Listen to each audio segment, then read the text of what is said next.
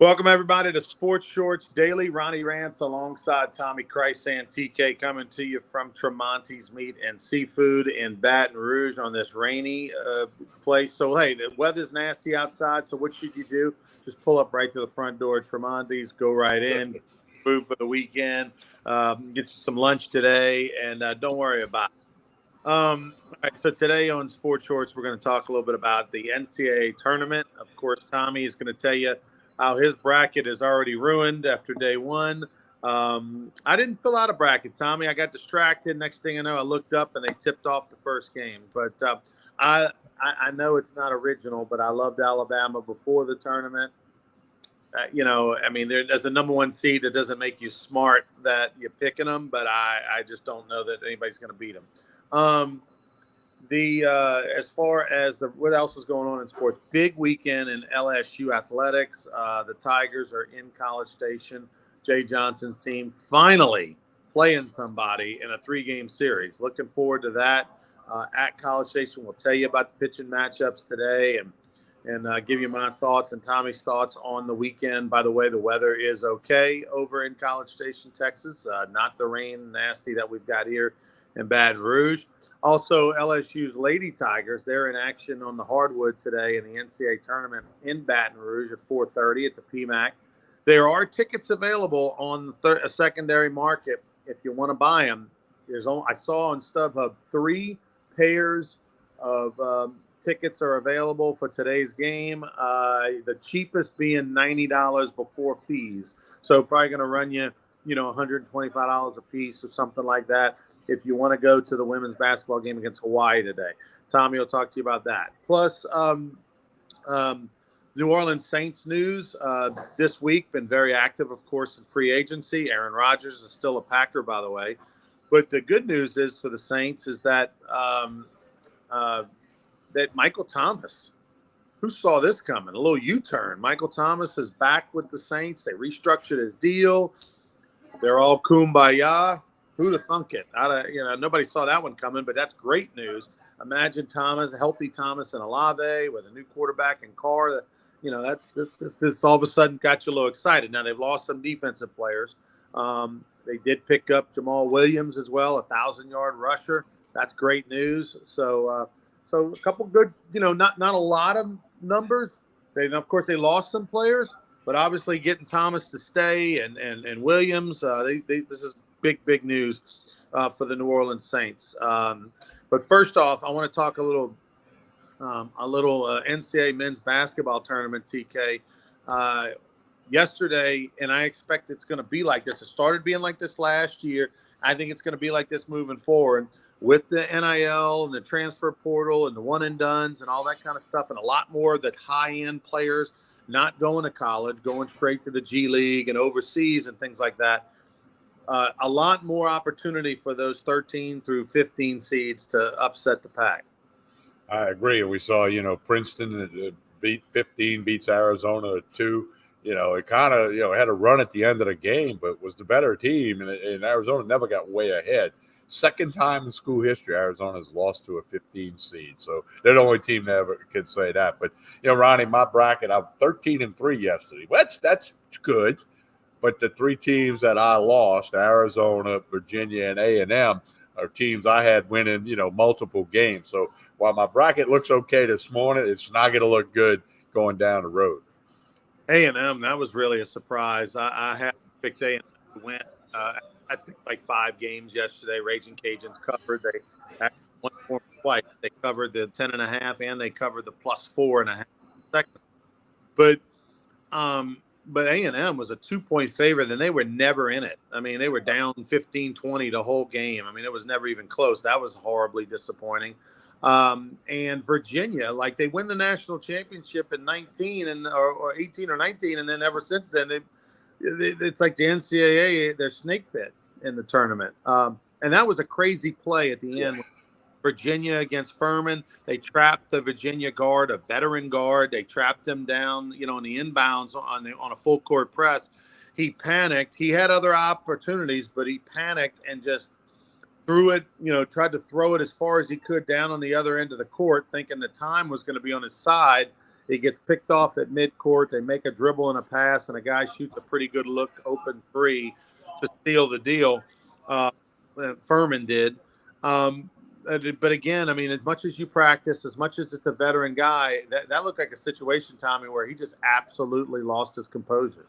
It's the bonehead move of the tournament so far, and the bonehead move on Thursday. Ronnie, I saw a funny comment about Princeton beating Arizona. Said Princeton's a bunch of guys waiting for their portfolio to mature, but they went out and playing basketball while they wait for the money to come in, and they went out and beat Arizona. So, yeah, the bonehead move by Virginia.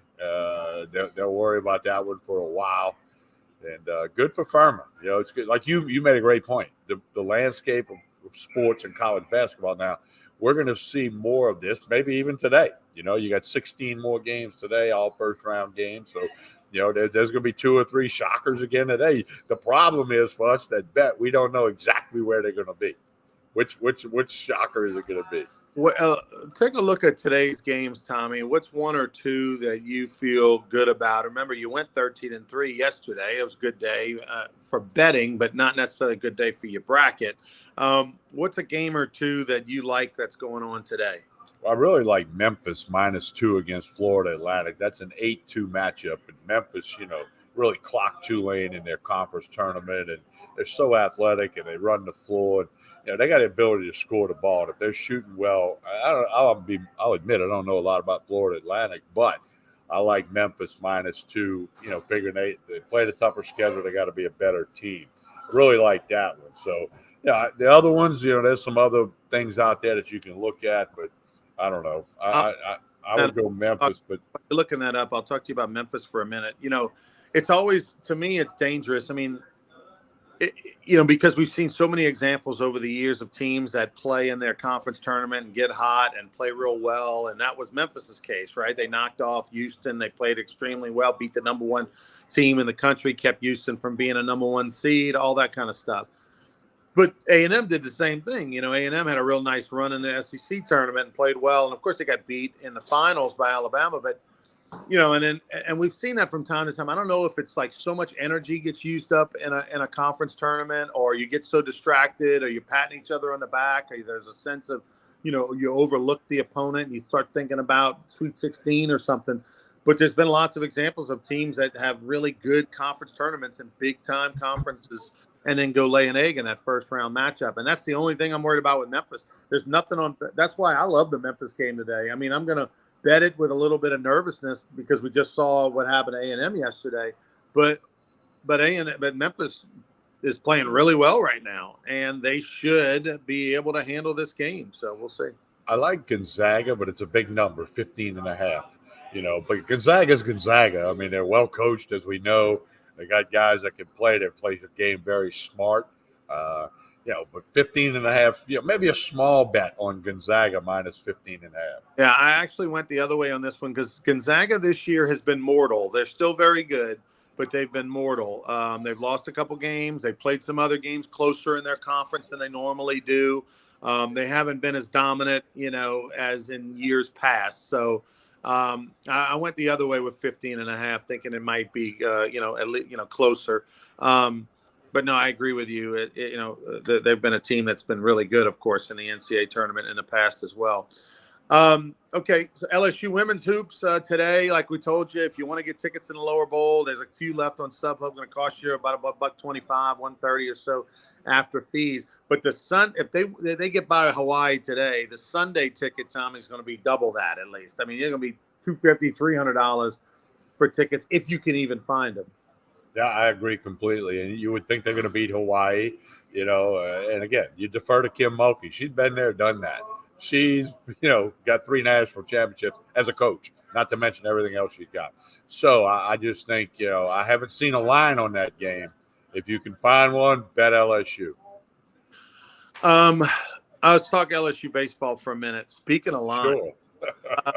When LSU played UNO on this past Tuesday, they were -700. You had to lay $700 to win 100. I looked last night on DraftKings. Some of the apps don't necessarily have the college baseball bets out yet. They're coming in here in the morning. DraftKings surprisingly had LSU only a -160, -165, something like that. That is right in line with where they were when they played the University of Texas. When LSU went and played Texas on a Tuesday night, they were -160, 165. And remember, it was scoreless to the ninth, and they won 3-0. With Skeens pitching, I don't care if LSU plays the Yankees. If they've got Skeens on the mound and they are only -160, 165, you gotta load up. You got to load up. I mean, you're not going to get that value, but a couple times this year. It's -165 because they're on the road, because they're taking on, it's the unknown, right? They're on the road. It's the first SEC weekend. They haven't played that tough of a non-conference schedule. Nathan Detmer is going for Texas A&M. He's a very good pitcher. Yeah, he's 1-1 on the year. His ERA is like 2.5, but he's 94-97 and 19 innings. He's punched out 24, only walked 7. That's a 3-to-1 ratio of walks to strikeouts to walks. So he is a legitimate Friday night guy. Talking to Nolan Cain, he's got 3 pitches. He's going to live in that mid-90s range. I mean, he's got everything to give this LSU offense trouble. They had trouble against Iowa when they had a dominant ace that was 97-100. They had trouble against Texas when they had a starter that was 94, 97, and they didn't, they were shut out to the ninth. So on paper, this can be a tough one for the Tigers on offense. In the sense that, they could be challenged here. And of course, A&M's got a lefty,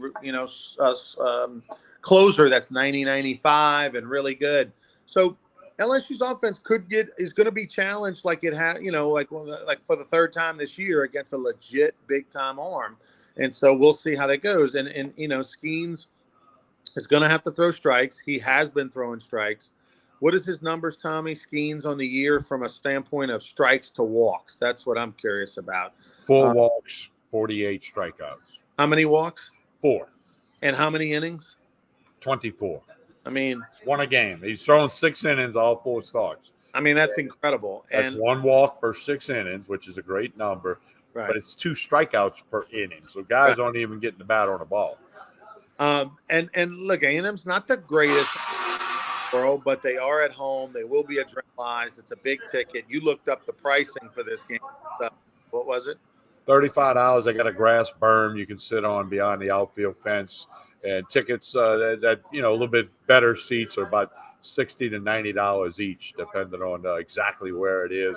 On StubHub, if you're interested, I know a lot of people headed over to A&M for the series that are LSU fans. So, as always, there'll be a ticket or 2 outside the gate. You can't count on that, but you could get lucky. So A&M, the matchup on Friday night tonight, another good value. If you want to dip your toe into the college baseball betting pool, no better opportunity than tonight, laying only $100.65 to win 100 with Paul Skeens on the mound. And any chance you got with him on the mound, you got to take. Tomorrow, on Saturday, LSU is going to be going with Ty Floyd, who's been very consistent this year. He's clearly made a giant move from his first 2 seasons with his command and of his breaking ball. He's going to be taking on Troy Wansing. Wansing is a transfer. I think he was at Purdue last year. He's got 2 wins, a 2.75 ERA this year. He's 19 2/3 innings pitched. He struck out 33 and walked only 6, and he's left-handed. So tomorrow is going to be very difficult. I would go big tonight with Skeens. I would, let's see how LSU does. Maybe we go nothing or small bet tomorrow because that one's a little bit more of a coin flip. And then on Sunday, we're back on the horse. We're loading up on LSU. Tigers have a distinct advantage with the starters.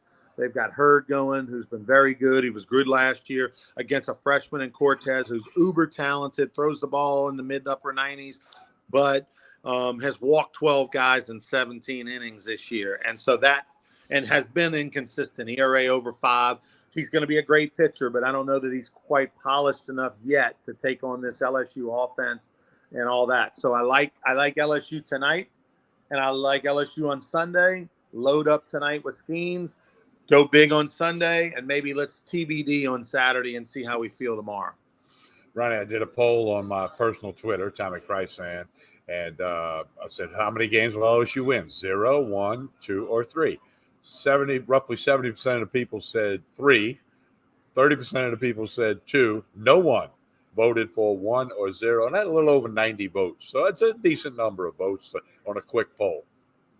Yeah, and I think that those numbers, that's what it's going to be all year long. Other than when they play Tennessee at home, I think you'll get a lot of 2 out of 3, talk. And maybe that'll be, 2 out of 3 against Tennessee will probably be like 70%. But outside of that, yeah, whoever they play, home or away, LSU's always going to be favored to win the series this year. There's never going to be a weekend where it's like, well, we think they might win one. No, that's not happening this year. And the excitement and the enthusiasm I have for this team is unmatched. Even with the 1997 team when they hit 188 homers, this team is more well-rounded than that team. And think back to 1997 when they hit those homers. Everybody was hitting homers. It wasn't like LSU hit 188 and the next best was 100. I mean, Alabama had over 150 that year. And Alabama was who they beat in the national championship game. And their best player, remember, didn't play in the championship game because he rolled on his ankle on a baseball a couple weeks earlier. Roberto Vaz. And LSU got beat, I think 26-2 or something like that, 28-2 or whatever, in a game at Alabama that our friend Doug Thompson, he started that game. But anyway, the point is that that team was mortal. Although great, this team has no weakness other than if you want to bunt on Tommy Tanks over at third base. And I'm curious to see if teams will bunt more than they normally do to make Tanks have to come forward and play that position and whatnot. That is probably the one, little weakness that they might have defensively. Outside of that, they're fielding over 991 and they're pitching and throwing strikes and they got depth. I mean, I'm as excited as I can be. I'm really curious to see how they match up against these other teams. If you look at how LSU has dominated its opponent, Tommy, these other teams are like regular good teams. You have 3 or 4 good games in a row, and then you have a hiccup. This team has had no hiccups. Well, they really had 2 things I remember about that 97 team, Ronnie. One, 188 homers, but I think there were like 10 times when they went back to back to back, where they hit 3 in a row, like 9 or 10 times. And when you say everybody hit a home run, I'm going to pull a name from the past. Even Keith Polazola had 1 bomb. He had 1, I think. And I think he hit it in the latter part of the season as a pinch hitter or something made it where everybody who had an at bat had at least 1 home run.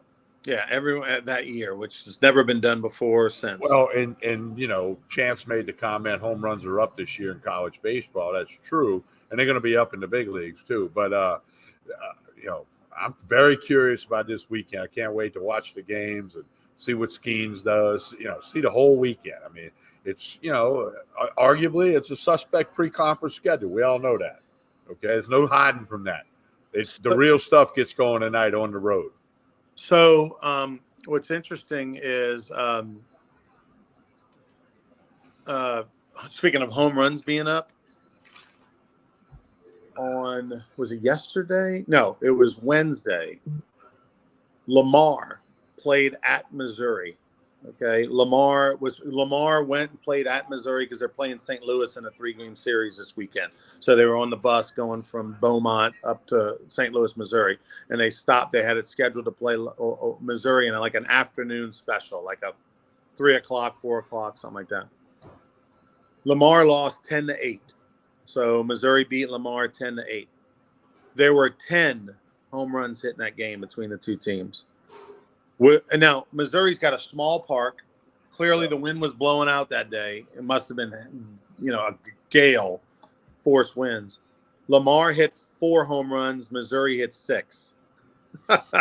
How'd you like to hit 4 home runs in a game and lose? That's what Lamar did. They hit 4 homers and lost. And this was our team that prior to that game had really good pitching numbers. They had a very good staff ERA, one of the better ERAs in the country. They've been pitching well. And and they go out there and give up 10 runs and 6 homers. I mean, you talk about crush your soul as a pitching staff when that happens. Now, granted, they're throwing midweek guys and save their starters for the weekend, but still disappointing. And when you do it on the road, that means they hit them in one less inning. Right. Right. So and it didn't get at bat in the bottom of 9. All right. So the other games I like, if you want to pick some games, I'm doing. This is my philosophy, Tommy, on college baseball for the time being until it changes. Take East Carolina on Friday night, particularly whenever they're at home. Take Wake Forest on Friday night. They've got an unbelievable stud on the mound as well. East Carolina's got a hoss. Wake Forest has a hoss. Florida Gators have a hoss. They won last night. They played Thursday, actually. And take Paul Skeens on the mound. Like, let's not overthink it. We got 4 dudes that are first-round pick quality guys. Take them on Friday night, no matter the line. Well, I've always said this, and it's in pro baseball and major leagues. It's all about who's on the mound. You can find some pitchers, and that's how you bet Major League Baseball. That's the way I like to do it. And you find a pitcher, you might even find a guy that's struggling and go against him.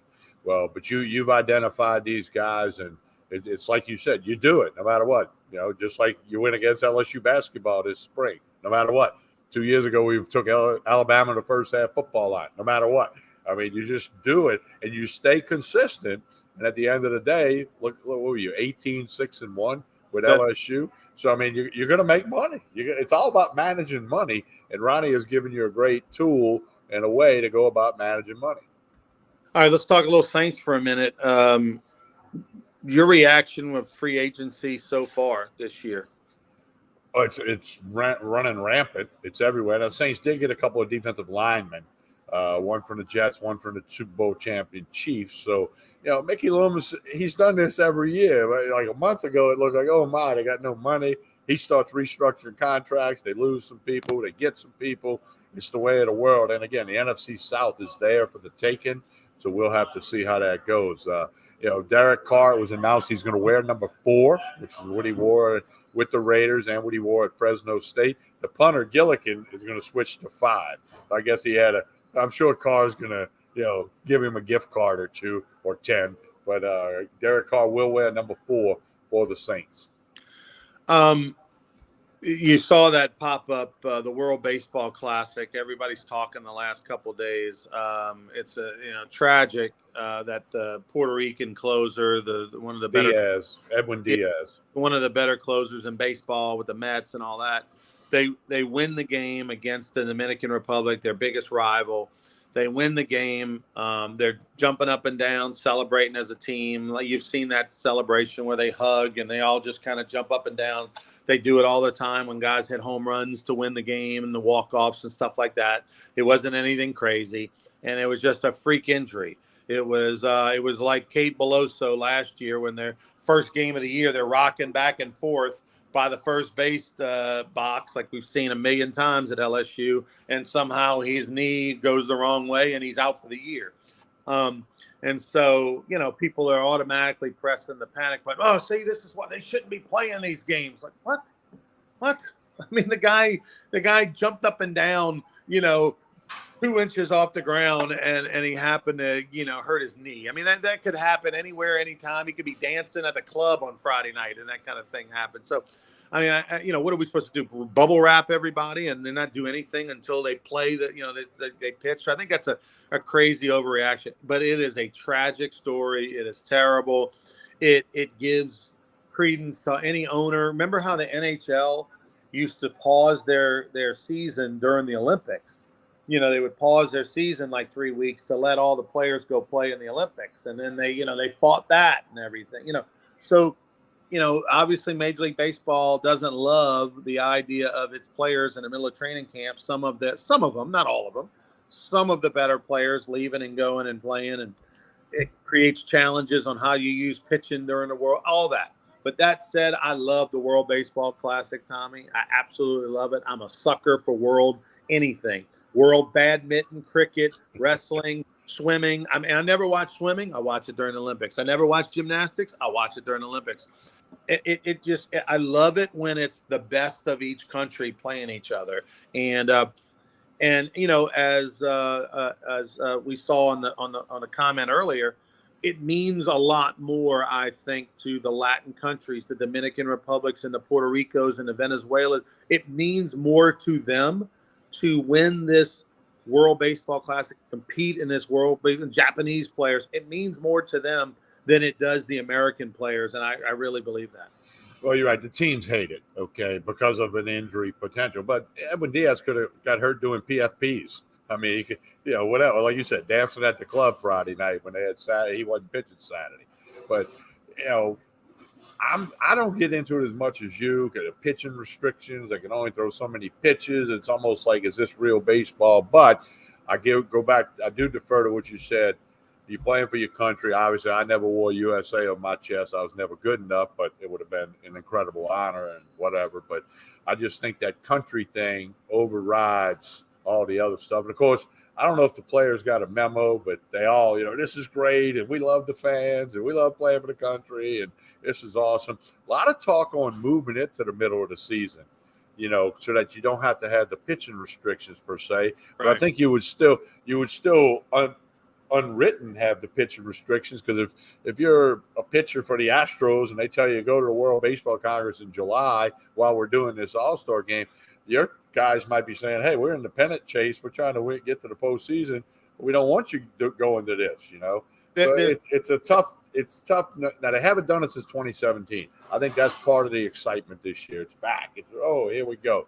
We'll see how it goes going forward. Yeah, they were scheduled to do it every 4 years or 3 years. I think every 3 or 4 years, and then obviously it was COVID was in the middle of when they were supposed to do it, so it got shut down. But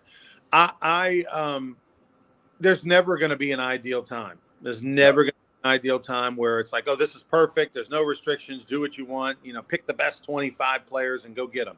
It's never going to be a time. The only even possibility of a time would be literally the week after the World Series. Where you got some guys that have been out a month, but they could keep throwing. I mean, and but you're not going to play baseball in November, so. That is the ideal time to do it from a health standpoint. But at the same time, you're not going to make everybody happy. You're not going to stop the season in the middle of the summer. You're not going to say, hey, take Alex Bregman and hey, Alex, we'll see you in 2 weeks. And in the middle of the summer, you're paying him, $20 million. This guy goes off for 2 weeks and you don't see him again. So it's an awkward situation. But it is something I think the fans love. I think it's something that obviously it's the players love, and they just got to do the best they can. Yeah, I mean, it's baseball. I've never have a problem watching baseball if it's the little kids. I'm working a U-Trip tournament this week over in Covington, or it's the major leagues. I just love baseball. Not the position players that anybody has the issue with. That's not it. Well, their work. Byron made a good comment. I put it up a minute or two ago. It's better reps than spring training, because you're going, the lights are on, as they say, quote unquote. The lights are on, and you got to drive that run in, or move that runner over, or turn that double play to get out of the inning. It's a little different than spring training games, which are kind of like preseason football games. They're there, but they're not really there. So that is a good point by Byron. Yeah, I mean, it's like I said, it's not an issue at all for the infielders and the outfielders and the catchers, because they're still doing their drills, they're still getting their work in and all that. Matter of fact, they're probably more advanced than they would be in spring training, because they started earlier because they knew they were going to be playing in this. It's simply an issue of the pitchers, and those guys are starting earlier. They're ramping up sooner than they would because they want to be ready to go to the World Baseball deal. But that's it is what it is. All right, well, look, we're going to be back on Monday for more Sports Shorts Daily. Please like and share this video. Tomorrow morning, Sports Shorts Radio will be live from the Bruley Walk-Ons, so make sure you tune in to 104.5, 104.9 ESPN tomorrow from 10 until noon. Sports Shorts at the Bruley Walk-Ons, and this is the best place in the world to go watch the March Madness. Barstool Sportsbook at LeBear's Casino. It was rocking yesterday. It's going to be rocking today and all weekend long in the next few weeks. Great food. Go watch big TVs, comfortable lazy boy chairs. Go watch the Barstool Sportsbook. You can play blackjack in the sportsbook while you're watching the games. They've got the window to walk up to if you want to ask questions. They got the kiosks if you already know. You can do it on your app. Go to the Barstool Sportsbook. It's the place to watch March Madness in Baton Rouge. For Tommy Chrysan, I'm Ronnie Rance. TK, before we get out of here, tell us about Tremonti's. Lunch special: fried crawfish, top with crawfish etouffee, fried catfish, top with crawfish etouffee. They got all you need: boiled crawfish, live crawfish. Boiled crawfish will be ready about 3 o'clock today. Call them, reserve them, especially if you want a lot. Tremonti's meat and seafood, all the wine, all the bourbon, and all the seafood. You're doing the Lent thing. They got shrimp rolls that are out of this world.